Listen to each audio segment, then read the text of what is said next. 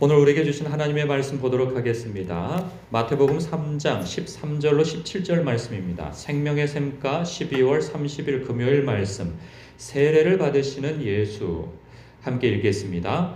이때 예수께서 갈릴리로부터 요단강에 이르러 요한에게 세례를 받으려 하시니 요한이 말려 이르되 내가 당신에게서 세례를 받아야 할 터인데 당신이 내게로 오시나이까? 예수께서 대답하여 이르시되 이제 허락하라. 우리가 이와 같이 하여 모든 의를 이루는 것이 합당하니라 하시니 이에 요한이 허락하는지라. 예수께서 세례를 받으시고 곧 물에서 올라오실새 하늘이 열리고 하나님의 성령이 비둘기같이 내려 자기 위에 임하심을 보시더니 하늘로부터 소리가 있어 말씀하시되 이는 내 사랑하는 아들이요 내 기뻐하는 자라 하시니라. 아멘. 오늘 보면 이 두 영적인 거장이 이 짧지만 아주 심오한 대화의 장면을 우리는 보는 듯합니다. 하나님의 아들이자 그리스도 되시는 예수님을 알아본 세례 요한은요, 자신에게 세례를 받으려 하시는 예수님 앞에서 아주 황송한 마음을 드러내죠. 13절에 보면 이때라고 하는 그 표현으로 시작을 하고 있어요.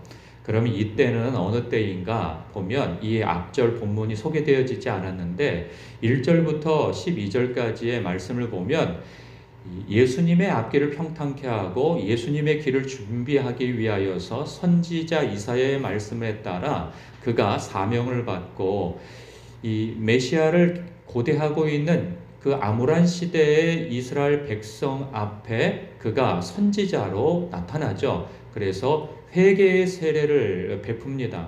그의 영향력은 이스라엘 전체에 굉장히 크게 번져나갔고, 그리고 그의 영적인 그 권위는 상당히 높은 수준의 높은 위치에 올라섰습니다. 그래서 일반 백성들뿐만 아니라 종교 지도자들도 몰려오고, 그리고 심지어는 로마의 병사들까지도 그 광경을 지켜보면서 그 회개의 세례를 받기 위해서 왔단 말이죠. 그때 그가 전한 이 회개의 세례는 이 죄에서 돌이키라. 그래서 깨끗한 중심과 마음으로 오실 그리스도를 맞이하라 라고 하는 그러한 메시지를 전하고 있었어요. 사람들은 이 세례 요한이 혹 그리스도인가? 우리가 기다리는 그 메시아가 바로 저분인가 싶어서 많은 사람들이 그렇게 오해도 하였어요. 그럴 법도 한 것이 그의 영적인 권세가 아주 하늘까지 높아진 그런 상황이었기에 많은 사람들의 기대가 거기에 미치기도 했죠. 그러나 그는 분명히 이야기를 합니다.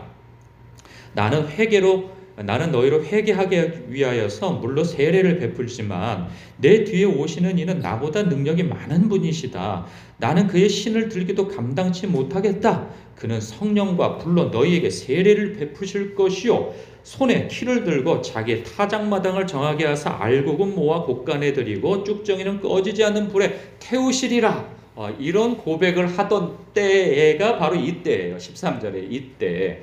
그러니까 그는 자기의 위치를 알았고, 사람들이 아무리 그를 떠받들고 대단하다 칭송하고 그가 혹 메시아가 아닌가 이렇게까지 생각하며 그 앞에 세례를 받고 머리를 조아리고 그의 말씀을 듣지만, 그는 자기의 위치가 무슨 위치인지를 분명히 알았고, 그리고 오실 그리스도는 자신이 감당할 수 없는 그러한 능력과 위치를 가지신 이 창조주의 아들이시며 동시에 창조주이신, 그래서 그 메시아이심을 분명히 알았던 그였던 것이죠. 그래서 자기의 한계를 아는 사람이에요.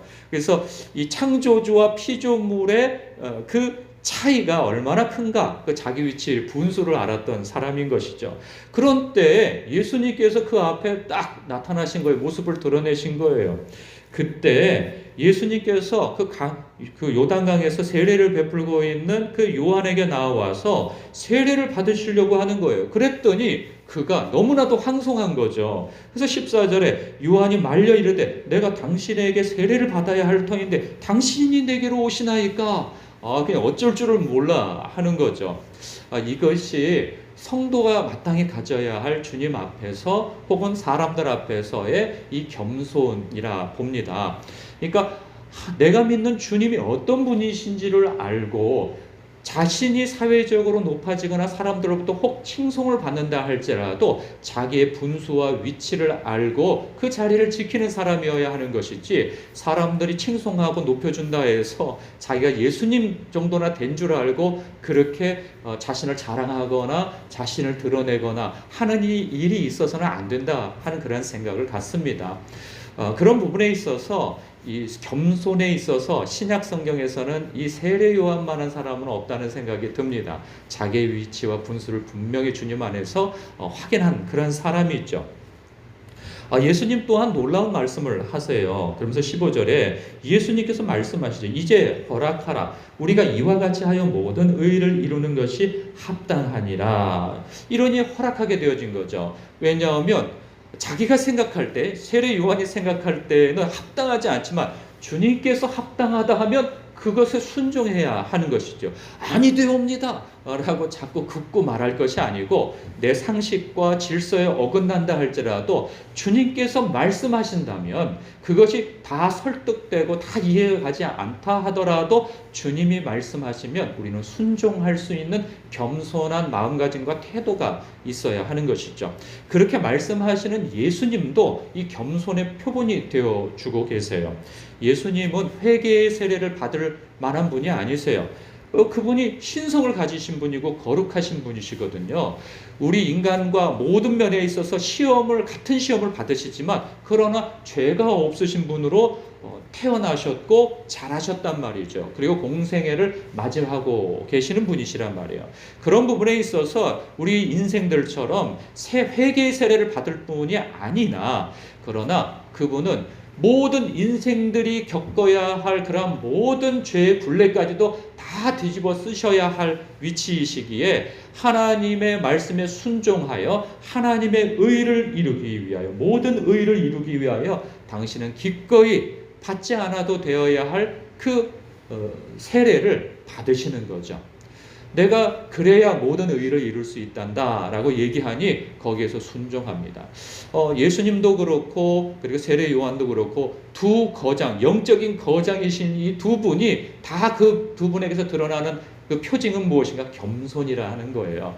그래서 하나님께서는 이 교만한 자를 물리치시고 겸손한 자를 기뻐하신다는 말씀이 바로 여기에 있는 것이죠. 친히 하나님의 아들도 그 겸손을 드러내시거든요. 그러면서 이제 세례를 받으시는데, 이 겸손하신 주님께서 세례를 받으실 때 어떤 일이 일어나는가? 16절에 보니까 하나님의 성령이 비둘기같이 내려 자기 위에 임하심을 보시더니, 원래부터 예수님은 성령에 충만하신 분이셨고 성령의 인도함을 따라 거기까지 오셨고 성령이 또 내주해 계신 분이시죠. 동행하시는 분이시죠. 그러함에도 불구하고 이 성령이 비둘기같이 내렸다 하는 것은 이 공적인 예수님의 신성과 그리스도 되심을 만천하에 드러내기 위한 표징으로서 이렇게 보여주시는 것이죠. 예수님은 우리가 어제 다루었던 본문에서 그 부모에게 당신의 신성을 보여주셨어요.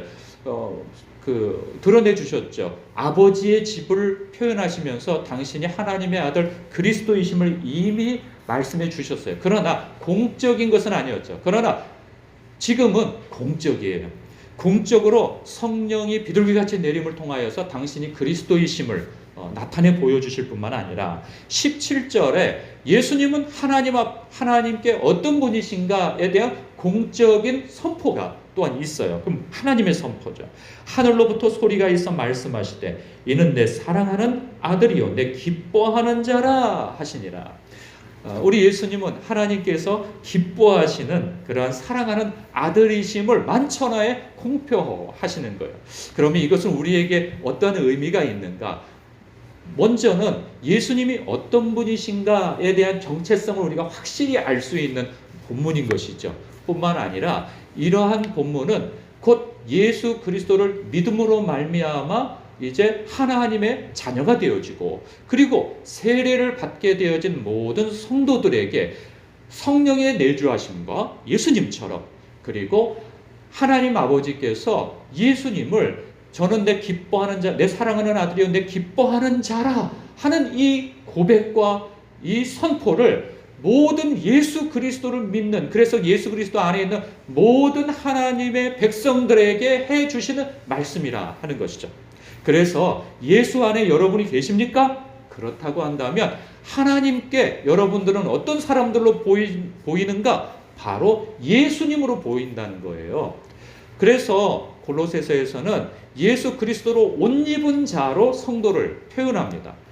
그러니까 우리가 예수를 믿음으로 예수 그리스도의 옷이 우리에게 입혀진 것이라 하는 거죠. 그렇기 때문에 하늘 아버지께서 이 독생자이신 예수 그리스도를 바라보는 그 시선과 그 마음이 우리에게도 동일하게 입혀진다는 그 말씀을 내포하고 있어요. 그래서 내가 예수 그리스도를 믿을 때 나는 어떤 사람인가? 바로 그리스도로 옷 입은 하나님의 자녀라. 그리고 그냥 자녀인 것도 자녀이지만 저는 내 사랑하는 아들이요 딸이요 내 기뻐하는 자라 라고 하는 이 말씀, 음성, 내가 직접 세미한 음성으로든 쩌렁쩌렁한 음성으로 듣지 않았다 할지라도 이 성경을 통하여서 모든 믿는 자에게 선포해 주시고 고백해 주시는 하나님의 사랑의 그 선포라 하는 것이죠. 우리는 우리의 신앙에 있어서 굳건함은 무엇에 달려있는가? 바로 나를 향한 하나님의 사랑이 어떠한가를 알고 깨닫고 알고 그것을 인정할 때 우리의 신앙은 거기에 비례해서 커지기도 하고 작아지기도 하는 거예요. 우리는 하나님을 사랑하는 사람이고 예수님을 사랑하는 사람입니다. 그런데 우리가 사랑하는 하나님을 향하는 우리의 사랑은 하나님께서 나를 얼마나 사랑하시는가, 우리 주 예수 그리스도께서 나를 얼마나 사랑하시는가 비례하여서 하나님을 사랑하게 되어지는 것이지, 나를 향한 하나님의 사랑이 확인되어지지도 않고 인정도 되어지지 않는데 우리가 하나님을 막연히 사랑을 한다, 이런 일은 일어나지 않아요. 그렇기 때문에 가장 신앙에 있어서 중요한 것은 무엇이냐? 하나님이 나를 얼마나 사랑하시는가? 나를 아끼시기 위해서 독생자를 아끼지 아니하실 만큼 사랑하신다. 나를 아끼실 만큼, 자기 몸을 아끼지 아니하실 만큼 나를 사랑하시는 예수 그리스도, 그것을 알 때 그것에 비례하여서 그것을 깨닫고 이 감동하고 누리는 만큼 우리는 하나님을 사랑하게 되어지고 그분과 동행하게 되어지면 또한 성도에게 요구하시는 그 거룩한 삶을 살아갈 수 있는 것이죠. 여러분, 우리가 거룩한 삶을 살아가는 게 어디 쉽습니까? 쉽지 않아요. 우리의 새 사람 못지않게 옛 사람이 얼마나 우리를 추적하고 다니면서 좀 거룩하게 살라 치면 우리를 얼마나 이 밑바닥으로 끄집어 내리는 역할을 합니까? 그럴 때 우리가 그래도 포기하지 아니하고 넘어진 곳에서 주님의 옷자락을 다시 붙잡고 일어설 수 있는 이유는 날 사랑하시는 이로 말미암아 다시 일어설 수 있는 힘을 얻게 되어지는 것이죠. 하나님이 우리를 이처럼 사랑하지 아니하신다고 생각한다면 우리는 그분의 눈치를 보느라 늘 전전긍긍하며 우리가 나 스스로에게 실패감을 가지고 우리는 주님 앞에 나아갈 수 없게 되어질 거예요. 그러나 하나님께서 나를 이처럼 사랑하신다면 우리는 넘어진 자리에서도 다시 일어설 수 있게 되어지는 거예요. 7번씩 70번이라도 말이죠. 날 사랑하시는 이로 말미암아 우리는 넉넉히 이길 수 있고, 우리를 찾아오는 예수 그리스도를 믿는 믿음 때문에 당하는 그 고난 가운데에서도 우리는 즐거워할 수 있고, 그리고 날 사랑하시는 이로 말미암아 넉넉히 이길 수도 있는 문제인 것이죠. 그래서 사실 우리를 향한, 나를 향한 하나님의 사랑이 얼마나 큰가, 오늘 말씀에서도 우리는 또 한 번 확인해야 하는 것이죠. 그래야 우리는 우리의 삶 속에서 어찌 보면 지지부진하고, 어찌 보면 세상적으로 보면 되는 일도 없어 보이고, 그러한 때에 우리는 세상 기준에 눌려있지 아니하고 하나님이 날 사랑하셔 나에 대한 놀라운 그러한 계획을 가지고 계셔, 하나님은 합력하여 선을, 합력하여 복을 이루시는 방향으로 나를 이끌어가고 계셔. 그러니 내일 일은 난 몰라도 날 사랑하시는 전능자께서 내 앞길을 앞서 행하고 가실 거야 라고 하는 그 믿음이 있을 때 우리는 오늘을 힘있게 살아갈 수 있고 내일을 소망할 수 있는 것이죠. 아무것도 몰라도 우리는 주님을 아는 것만으로도 우리는 아무것도 모르는 내일을 소망할 수 있는 우리들이 될 수 있는 것이죠. 사랑하는 성도 여러분, 하나님이 여러분을 사랑하시고 우리 주 예수 그리스도께서 여러분을 사랑하십니다. 그러니 우리 또한 우리 하나님을, 우리 주 예수 그리스도를 사랑하는 것은 마땅한 것이죠. 그 사랑의 힘으로 오늘도 힘있게 살아가시는 여러분 되시기를 주님의 이름으로 축복합니다. 기도하겠습니다.